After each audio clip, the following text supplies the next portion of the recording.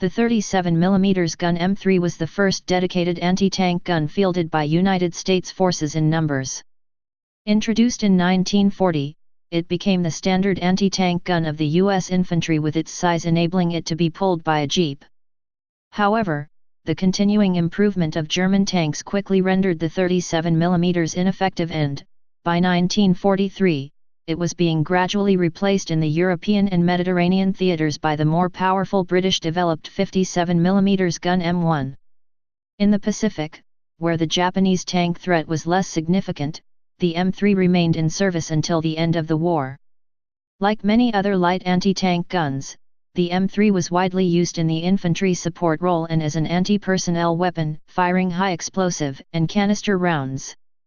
The M5 and M6 tank-mounted variants were used in several models of armored vehicles, most notably in the Stuart Light Tank M3/M5, the Lee Medium Tank M3, and Greyhound Light Armored Car M8. In addition, the M3 in its original version was mated to a number of other self-propelled carriages. The inability of the 37mm round to penetrate the armor of mid-war tanks severely restricted the offensive capabilities of units armed with them. Development history. In the mid-1930s, the United States Army had yet to field a dedicated anti-tank artillery piece.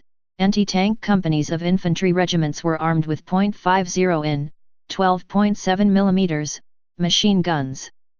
Although some consideration had been given to replacing the machine guns with a more powerful anti-tank gun, the situation began to change only after the outbreak of the Spanish Civil War.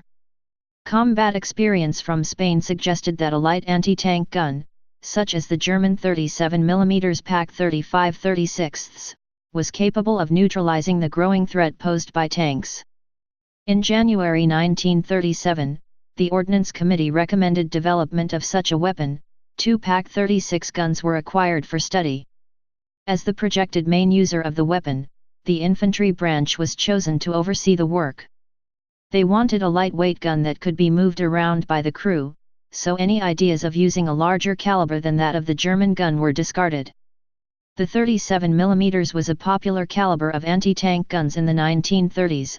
Other anti-tank guns of the same caliber included Swedish Bofors gun, Czechoslovakian VZ 34 and VZ 37, Japanese Type 94 and Type 1. Development and testing continued until late 1938. Several variants of gun and carriage were proposed until on December 15 a combination of the T10 gun and T5 carriage was officially adopted as the 37mm gun M3 and carriage M4. Although the weapon followed the concept of the Pak 36 and was often referred to as a copy of it, the M3 differed significantly from the German design and used different ammunition. The gun was manufactured by Watervliet Arsenal and the carriage by Rock Island Arsenal. The first pieces were delivered early in 1940, and production continued until 1943. Some minor changes in the gun construction were introduced during production. The carriage received a modified shoulder guard and traverse controls, carriage M4A1, standardized on January 29, 1942. Although Ordnance requested an upgrade of all M4 carriages to M4A1, this process was not completed. Another change was a threaded barrel end to accept a big 5-port muzzle brake, gun M3A1, adopted on March 5, 1942. According to some sources, the latter was intended to avoid kicking too much dust in front of the gun, which hindered aiming. However, the brake turned out to be a safety problem when firing canister ammunition, and consequently the M3A1 went into combat without the muzzle brake. Other sources state that the muzzle brake was intended to soften the recoil, and that it was dropped simply because additional recoil control measures were not really needed. In an attempt to increase the armor penetration of the M3, several squeeze bore adapters, including the British Little John adapter, were tested. None was adopted. Experiments with rocket launchers on the M4 carriage, e.g. 4.5 in, 110 mm, rocket projector T3, did not produce anything practical either. Description: the barrel was of one-piece forged construction, with uniform rifling, 12 grooves, right-hand twist, 1 turn in 25 calibers. The breech end of the barrel was screwed into a breech ring. The breech mechanism was of vertical sliding block type. The barrel was fitted with a hydrospring recoil system. The carriage was of split trail type, with pneumatic tires. Mounted on the axle next to the wheels were the wheel segments. These were segment-shaped supports that could be lowered to provide more stability in the firing position or raised so that they would not impede movement of the gun. The telescopic sight on the M6 and both elevation and traverse controls were located on the left side, so one gunner was able to aim the gun. The traverse gear had a release mechanism which allowed free movement of the barrel in case a quick traverse was needed. Organization: U.S. Army. Under the April 1942 organization, each infantry battalion had an anti-tank platoon with 4 37mm guns.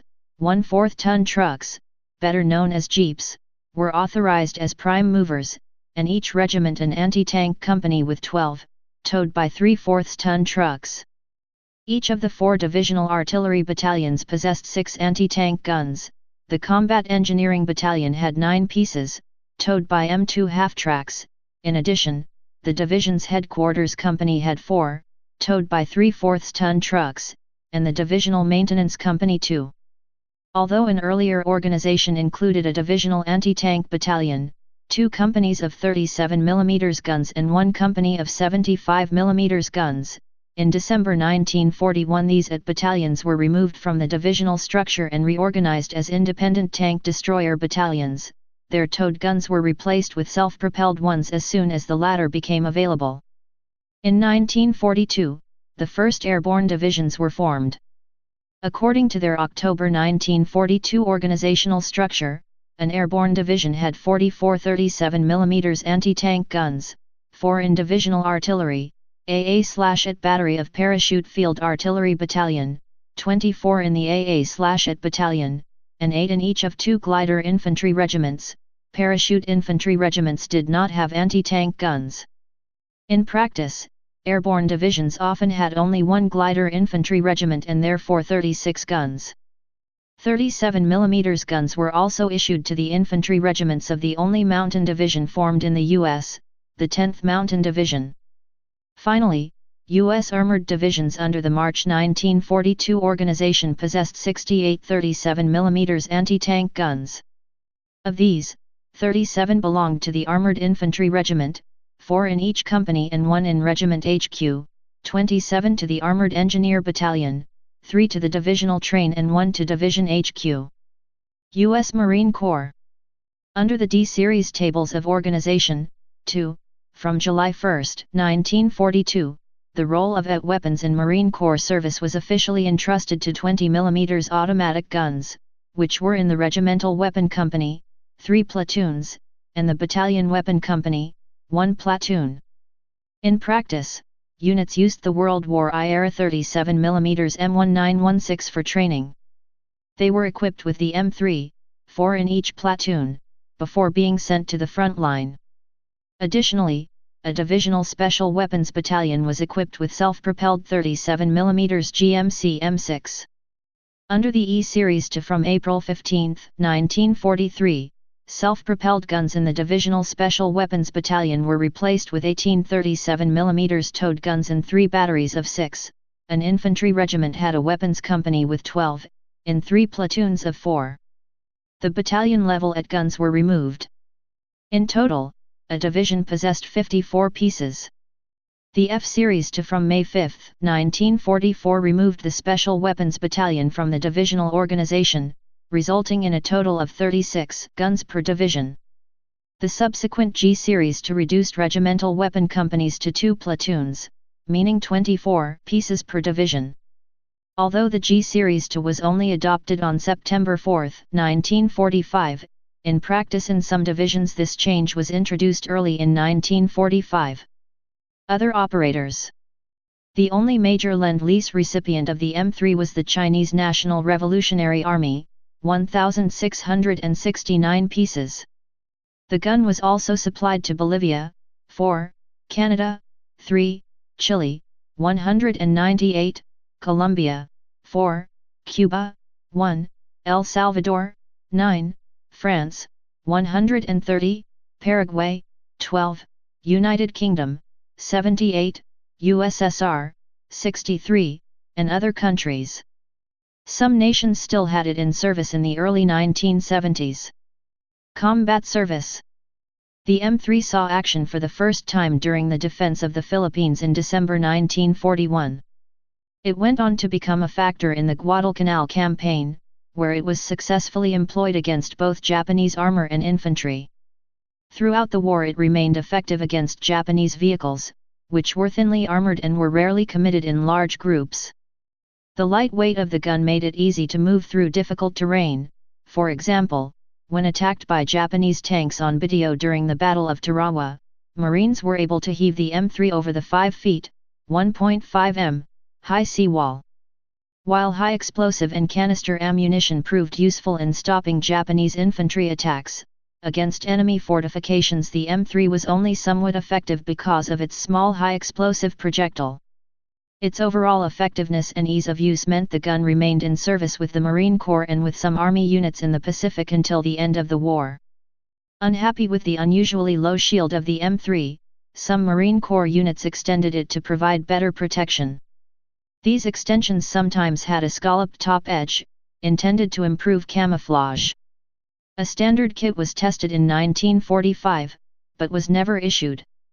The experience of the M3 in the North African campaign was completely different. The gun was not powerful enough to deal with late production German Panzer III and IV tanks.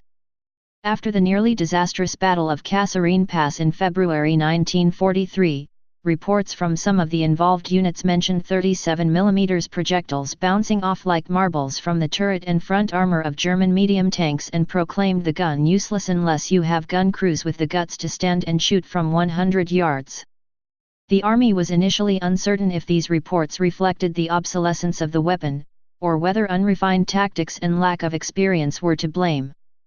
Yet, on May 26, 1943, a new organization had the M3 replaced by the 57mm gun M1, the U.S. produced version of the British 6-pounder gun, with Dodge 1.5-ton trucks as prime movers.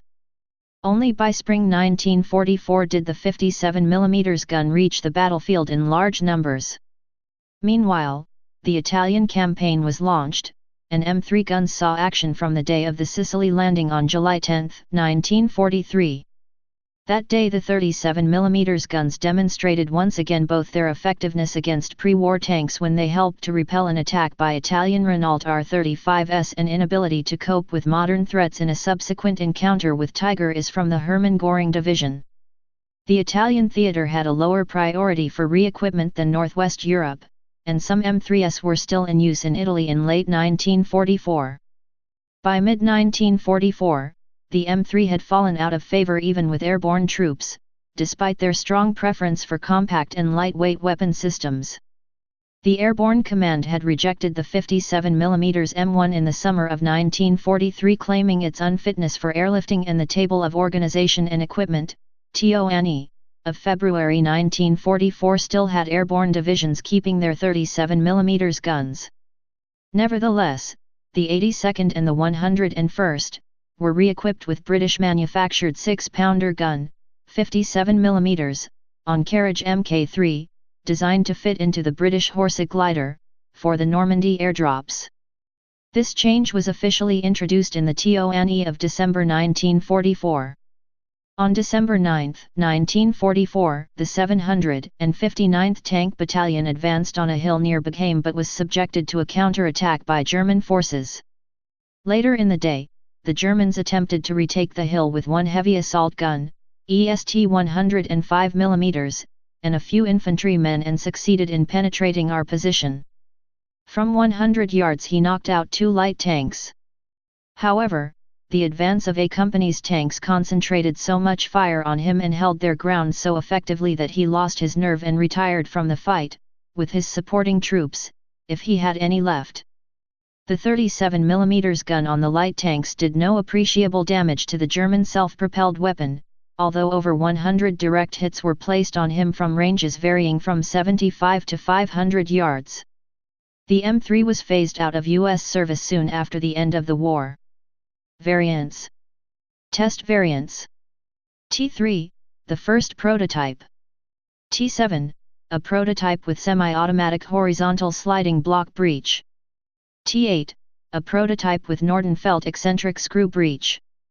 T10, standardized as M3, 1938, an adopted version, with manual vertical block breech. Model variants. M3 towed version, manual breech. M3A1, 1942, version with threaded barrel end to accept a muzzle brake, which was never issued. M5, 1939, tank-mounted variant with shorter barrel. M6, 1940, tank-mounted variant with barrel of the original length and with semi-automatic breech. Carriage variants. T1, T1E1, prototypes. T5, standardized as M4, first adopted version. M4A1, 1942, carriage with improved traverse controls. In 1942, the Airborne Command requested a version with removable trails. A prototype was tested, but in 1943 the project was dropped as unnecessary. At least in one case, 5th Army Ordnance in Italy fitted the gun experimentally with 15 4.5 in, 110 mm, aircraft rockets, in 5 clusters of 3, mounted above the shield. Variants of the M3 should not be confused with other 37 mm guns in the U.S. service. Those other pieces included the M1916 infantry gun of French design. These were later used extensively as sub-caliber devices for heavy artillery, M1 anti-aircraft autocannon, M4/M9/M10 aircraft-mounted autocannons, M12/M13/M14/M15 sub-caliber guns. Self-propelled mounts. 2 tank gun variants were developed based on the barrel of the M3. The first, initially designated M3A1 but renamed M5 on October 13, 1939, was shortened by 5.1 in, 130 mm, to avoid damage to the tube in wooded areas. Later, a variant with a semi-automatic breech, with empty cartridge ejection, was developed. This variant, initially designated M5E1, adopted as M6 on November 14, 1940, received a full-length barrel. The tubes were interchangeable, but replacing M5 with M6 and vice versa would result in an unbalanced mount and was therefore prohibited. These guns were mounted on several models of tanks and other armored vehicles. Light tank M2A4, M5 in mount M20. The recoil mechanism, protruding beyond the gun mask, had to be protected by an armored casing. Light tank M3, M5 in mount M22, in late production vehicles M6 in mount M23. These mounts were fitted with more compact recoil mechanism, eliminating the need for the protective casing. Light tank M3A1, M5, M6 in mount M23. Light tank M3A3, M5A1, M6 in mount M44. Light tank, airborne, M22, M6 in mount M53. M3 series medium tanks, as a secondary weapon M5 or M6 in mount M24. Heavy tank M6, as a secondary weapon M6 in mount T49. LVT, A, 1 M-Tank, M6 in mount M44. 37 mm gun motor carriage T22, eventually light armored car M8, M6 in mount M23A1, the competing designs 37 mm gun motor carriage T43/light armored car T21 and 37 mm gun motor carriage T23/light armored car T23 mounted the same weapon. Armored car T13. Armored car T17, M6 in mount M24. Armored car T17E1 in the Staghound MKI configuration, M6 in mount M24A1. The first pilot of the armored car T18, M6. The production variant T182 received the 57 mm M1. Armored car T19, M6 in mount M23A1. Armored car T27, M6 in mount M23A1 modified. Armored car T28/M38, M6 in mount M23A2. British Humber armored car Mk4, M6. Versions of the gun in turret mounts were also used in the medium tank T5 Phase 3, T3 barrel, mount T1, in the medium tank M2/M2A1, M3 barrel, M2A1, mount M19, and in the 37mm gun motor carriage T42, mount M22. In addition, the M3 on different pedestal mounts was mated to a number of other vehicles, resulting in an assortment of 37mm gun motor carriages. Only the M6 reached mass production. 37mm gun motor carriage T2, Bantam Jeep. 37mm gun motor carriage T8, Ford 4X4 Swamp Buggy.